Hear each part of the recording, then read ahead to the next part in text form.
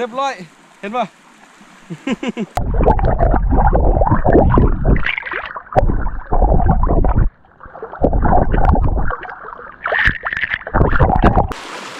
น้องคอยมาหาพี่น้อง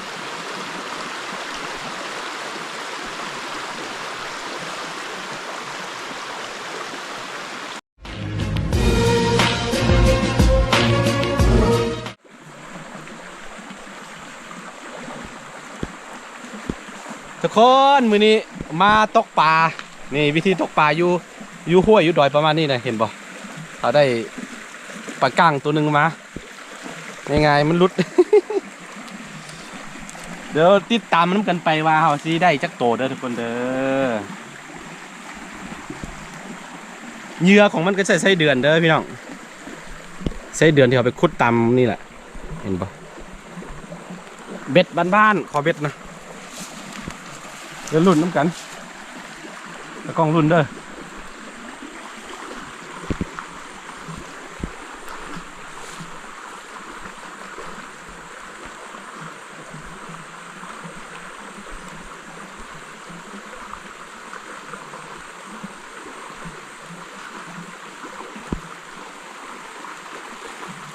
โอ้ยกินเรียบร้อยโอ้มันวายหมดพี่น้องมันจะมีป่าพันธุ์ปลาก้างเด้อทุกคนเด้อพี่เด้อส่วนแล้วจะมีป่าพันธุ์นะมักป่าพันธุ์สุดยอดเลยพี่น้องได้อีกตัวหนึ่งแล้วพี่น้อง ตกเบ็ดตัวนี้มันกลืนเข้าไปฮอตไนท์พุ่นเนื้ออย่างที่บอกไปเขาจะใส่ไส้เดือนนะพี่น้องเด้อ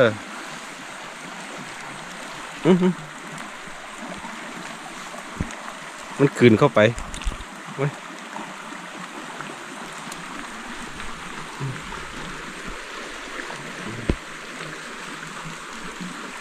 เราไปทอดกิน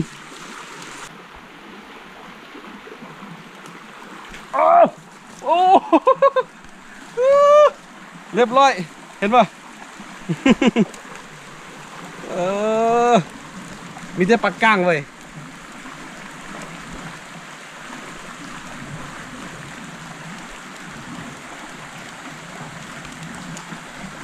ได้4 ตัวเลยพี่น้องแป๊บเดียวนึงตอนนี้ฝนตกฟอยบรรยากาศอยู่สวนเลยพี่น้องเด้อ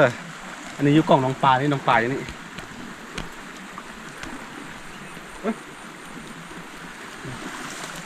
หากินง่ายขนาดพี่น้องเปลี่ยนเหยื่อกันนี่ไส้เดือนแบบนี้เด้อเอาไปขุดมาเอาขี้เท้าปน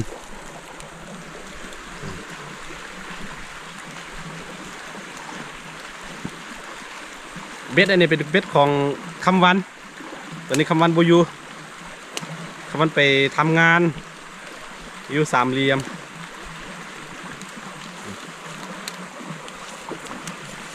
เดี๋ยวรุ่นน้ำกันอีกพี่น้อง เบ็ดบ้านๆคอเบ็ดก็จะใส่นี่ตัวนี้ไม้เบ็ดเนาะคันเบ็ดหะนะเราจะใส่ไม้ไผ่นี่แหละตัดเอาตามภูตามปลาเดี๋ยวรุ่นเด้อตะกล้องเด้อ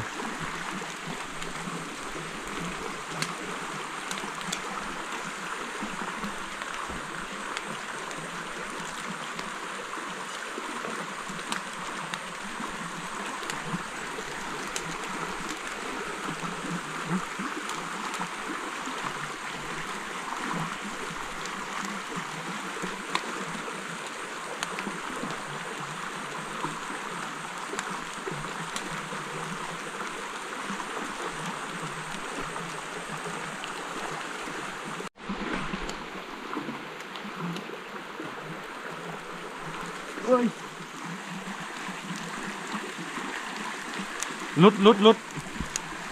มันลุดตัวหนึ่งพี่น้อง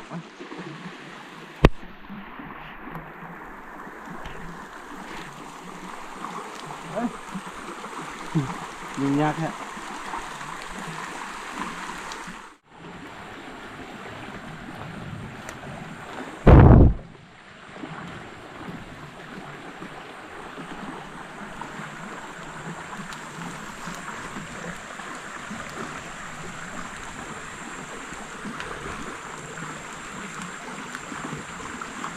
โอ้ยลุดโอ้ไวขนาดเลยบ่ได้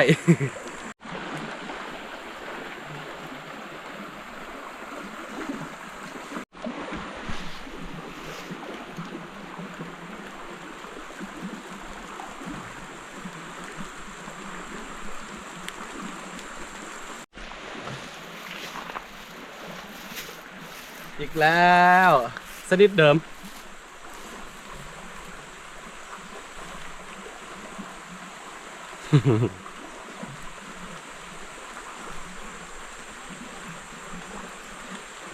อันนี้มันกลืนเข้าไปเลย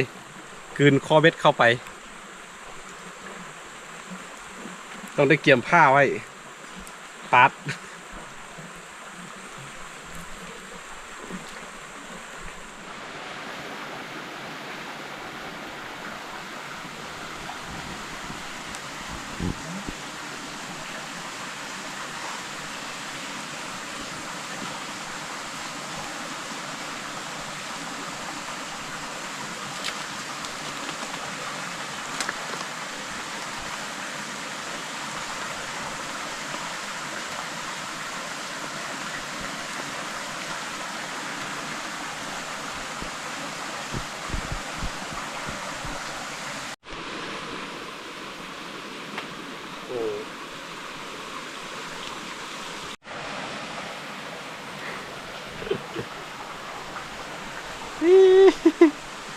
ปลาน้อย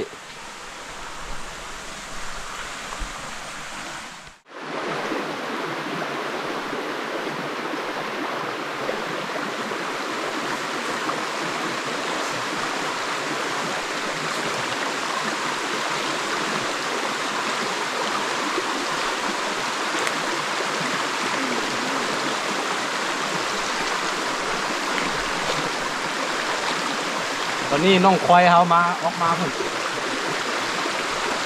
เอาปล่อยไปแบบอิสระแล้วก็มันซีออกหากินเฮ้อเฮ้อ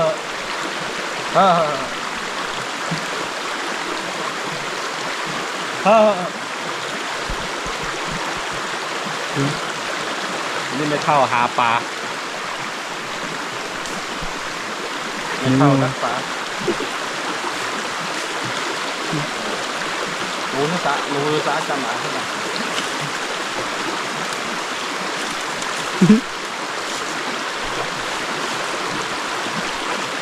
น้องควายมาหาทีเนาะ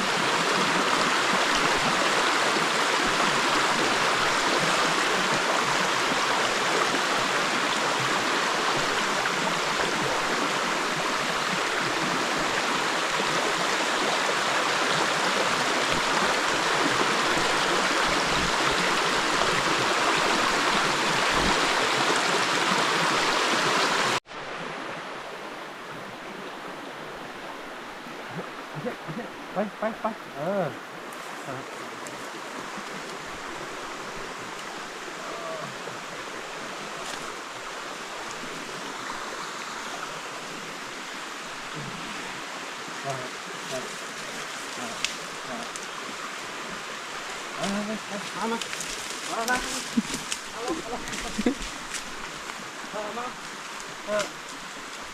มันบ่หมักตัวนี้เนาะมาไปเมื่อคืนนี้มันไปลิ่นอยู่ปลามันบ่กลับมาหากลับมาตอนเช้าพี่น้อง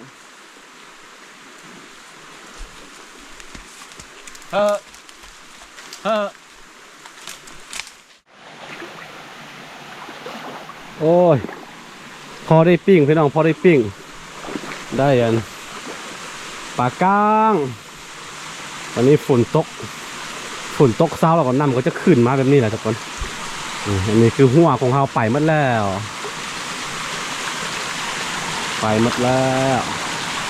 นี่น้ำที่เอาน้ำเข้าน้องปลาของเราตอนนี้กะฝนตกแล้วก็ไปหมด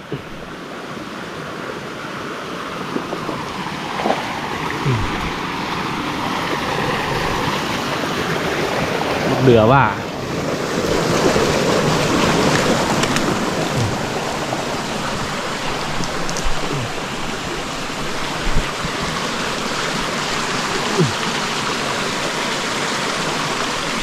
โอ้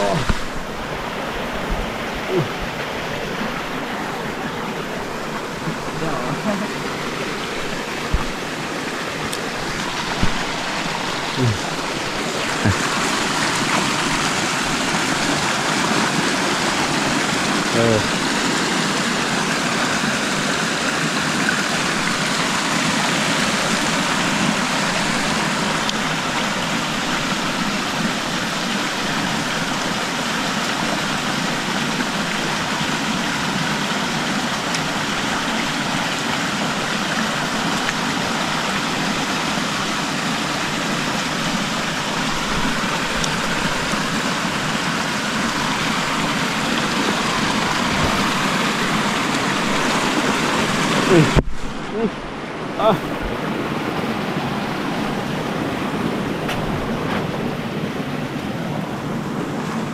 อาศัยได้ปูได้ปลาเป็นอาหารหาอาหารเนาะ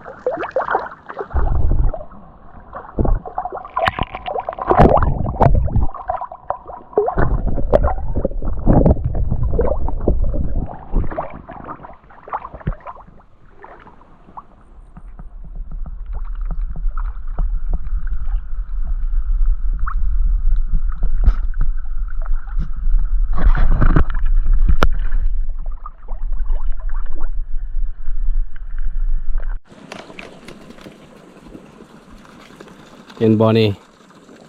นี่คือผลงานของเราพอได้ปิ้งนะ2-3 คนกินได้สบาย